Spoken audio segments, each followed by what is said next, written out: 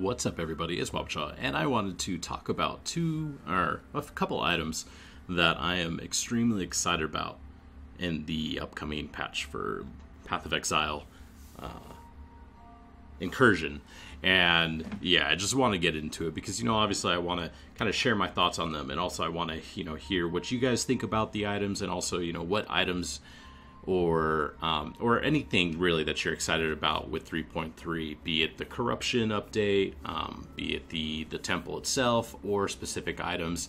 There are a couple items that I'm like kind of hesitant on, or like some items that I understand are good but don't really excite me too much. But let's just go ahead and start off with the first two items that I am really excited about, and that would be the Mask of the Spirit Drinker, and then subsequently the Mask of the Stitched Demon. Now, if you've watched my Cold Snap video, I have already kind of planned a build around using Mask of the Stitched Demon. And I just, kind of want to talk about why I like the item so much, because honestly, empowering life-based builds that are in the top part of the northern part of the passive tree. So let's go ahead. The unupgraded version of it, Mask of the Spirit Drinker, gives you 46 life. Well, not 46 life, but it gives you a range of life. I'm sure it's like 40 to 60 or something like that. And then it also gives you life regen per second if you have at least a certain amount of energy shield. 500 for 50 life regen, 1,000 for 100 life regen, and then 150 life regen if you have 1,500 maximum energy shield. I may have said that a little weird on accident, but the important thing to note here is that, and this was confirmed in the subreddit by I think it was Bex, but if you have 1,500 maximum energy shield, you get all the values below as well. So if you do have 1,500 maximum energy shield, you essentially get 300 life regen, which is a pretty good amount. That's essentially like having 2 extra stone golems at any given point, and having just having 3 stone golems, and 300 flat life regen is pretty good, and it is something that's actually like really good early on, and that really helps out earlier leveling, because this item can be used at level 31. But the upgraded version of it is where it's at, I believe. Not to really take away from the unupgraded version of it, because honestly, you kind of get to a point where sometimes while you're leveling, even if you're not an ES build, you'll find yourself with like 1,200, 1,500 ES. The only thing that sucks about it is that you don't really get too much benefit out of it, because you take a little bit of damage, you lose it, and it's gone. So I would rather just the life regen. It's kind of a weird thing counting your ES as effective health, because as soon as you take that damage and you're in the thick of it, you're probably not going to be recharging it back anytime soon. But this brings us to Mask of the Stitched Demon. And so it's the upgraded version of it. It makes it to where you get 1 maximum life per 2 intelligence. Essentially, the strength bonus is transferred to intelligence, and strength no longer gives you maximum life. This is one of the gripes that people have had about spellcasters in the past, is that you have so much intelligence, which gives you percentage energy shield. However, if you're life-based, you're just taking the intelligence because it's pathing. It's actually not even really doing anything for you, because as I have mentioned before, hybrid has not been like a really strong. Hybrid has not been in a really strong position in the past couple years of Path of Exile, at least in my opinion and as I perceive it. So the intelligence doesn't really provide too much for you, but the other thing that this does is it gives you 1% of life regenerated per second per 5 maximum, per 500 maximum energy shield. So much like the unupgraded version, which gives you, if you have 1,500 ES, gives you 300 life regen. Well, if you have 1,500 ES with this item, you get 3% of life regen. Now, depending on your life values, that's obviously not nearly as good as 300 life regen.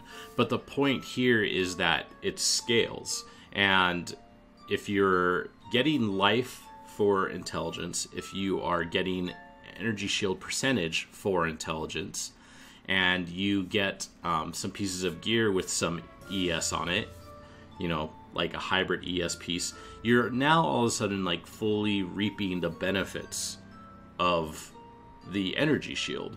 And, you know, depending on how your build is pathing, a lot of builds in the northern part of the tree, they take things like melding and written in blood, both of which are hybrid life ES nodes.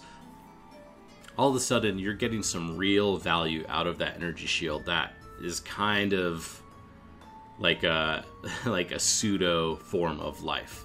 And I really, really like this. I think I'm super excited for this.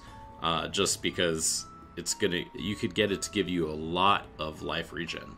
I don't think it's so good that you would go out of your way and say utilize discipline, because obviously vitality is still probably going to be better if you're utilizing a discipline with this.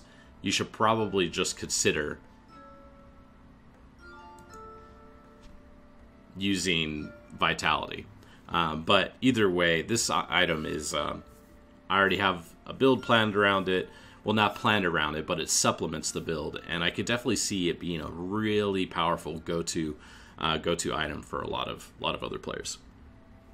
So let's talk about the next item: the Coward's Chain Belt and the Coward's Legacy Chain Belt. The Coward's Chain, the unupgraded version, I'm not too worried about. You know, it's whatever. It's pretty cool. It's okay, cool, great. But the upgraded version of it, this thing essentially gives any life build who could negate the vulnerability that you are cursed with. It gives you the ability to take pain attunement. So essentially this belt just gives you 30% more spell damage. And there are some other things that you could do with this as well. I believe you could do something with it with the Champion Ascendancy, but I haven't even really looked at that. But as for taking pain attunement on a life build, this would be really, really good. Unfortunately, you just need to figure out a way to combat the level 20 vulnerability. You could use the new the new Adziri's Mirror Shield that you get from the Queen's Sacrifice. Obviously, that's really expensive, but obviously this item is really up there in potential power. But you just have to figure out a way around the curses. Now, just in case you're sitting there thinking, oh, well, why don't you just use 2 Kikazurus and go Guardian with an Ascendant? Unfortunately, when they, they had the foresight, or, they know what they're doing. When they created this item also gives you 50% increased effective curses on you. So the way that reductions and that works, even though you would be immune to curses if you use dual Kikazurus and have the Guardian subclass for Ascendant, giving you 105% reduced curse effectiveness. This is why people use Soul Mantle and Self-Flagellation. The 50% increase effective curses on you undoes that. It doesn't undo it, but it adds it. All of a sudden you would need to have 150% reduced curse effectiveness on you.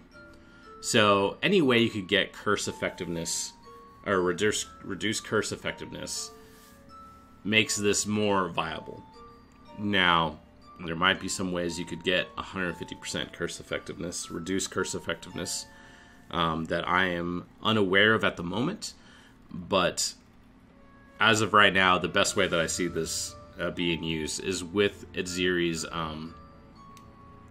the shield that makes it to where you are immune to curses, or you are unaffected by curses. In fact, we should actually probably look at that wording real quick.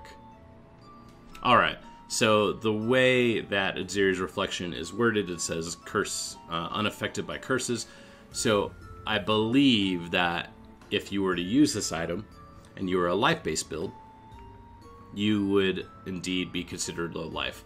In addition to this, you can also use this as CI, because CI you're always on full life, but this item would make it to where you are considered on low life as well, I'm pretty sure. So you could get, again, Pain Attunement with a low life build or Pain Attunement with a CI build, as long as you have a Exile Reflection, which again, it's a tall order, but that is really, really cool if that works like that.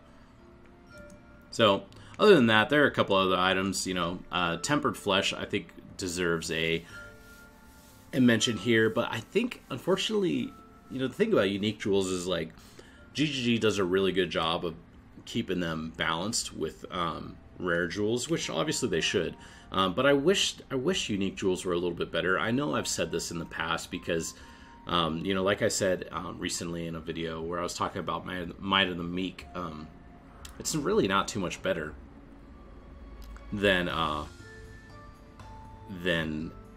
rare jewel, and it's only better in edge cases, you know. So like this Tempered Flesh jewel right here, I think, as I understand it, there's really only one place on the passive tree that you could realistically use it, and that is over right between over by Ancestral Bond, where the Templar tree meets the strength coming from the Marauder tree, and where you would have to take the outside highway, and you would go into that jewel socket through the intelligence nodes, and then all of a sudden you would get I did the math, but I think you only get 40% crit multi out of it, which, you know, to say you only get 40% crit multi, you know, obviously that's really, really good. And it's really hard to get a jewel that would compete with that rare-wise, and that jewel would be worth quite a bit. But I think this is the only place on the tree that you could use it where it even competes with a rare jewel. I was looking everywhere else, like maybe you could use it down where you're, like, say if you're a ranger bow build and you come down the outer dexterity ring on the outer highway, and then you go up into that jewel socket over by duelist, but there's not that much strength in the medium range for the jewel socket. So I don't know, that's something that I kind of wanted to mention. I think it was pretty cool, but it's also kind of a side tangent on how I wish unique jewels were a little bit stronger. Some other things that are, you know, honorable mentions, things that I'm just not really sure of. Oh, like I said at the start of the video, the Apex Supremacy. That's the item where I can see why this is good, but I'm kind of having a hard time visualizing in my head how it could be so bonkers, the way people have really made it out to be. Dance of the Offered, and I don't know how you say it. I want to say Omicron, but I know that's not it. But Omaikin, the boots that give you dodge and spell dodge per 500 mana, obviously has some really strong synergies with Indigon, but you know, this is kind of like I guess it's similar to me talking about that other belt and using Exile Reflection, right? Because obviously Indigon is a little bit more accessible than Exile Reflection, but maybe that will change in 3.3. Who knows? Let me know what you guys think. What are you excited for in 3.3? What do you think of the items that I had mentioned? And yeah, check out my other videos. I have a CI Lightning Trap Saboteur League starter, and then also have the discussion on the Cold Snap Trickster build. We'll see how that goes. Thanks very much, guys, and I'll see you later. I should have done this before so we don't have to deal with the clicking at the end.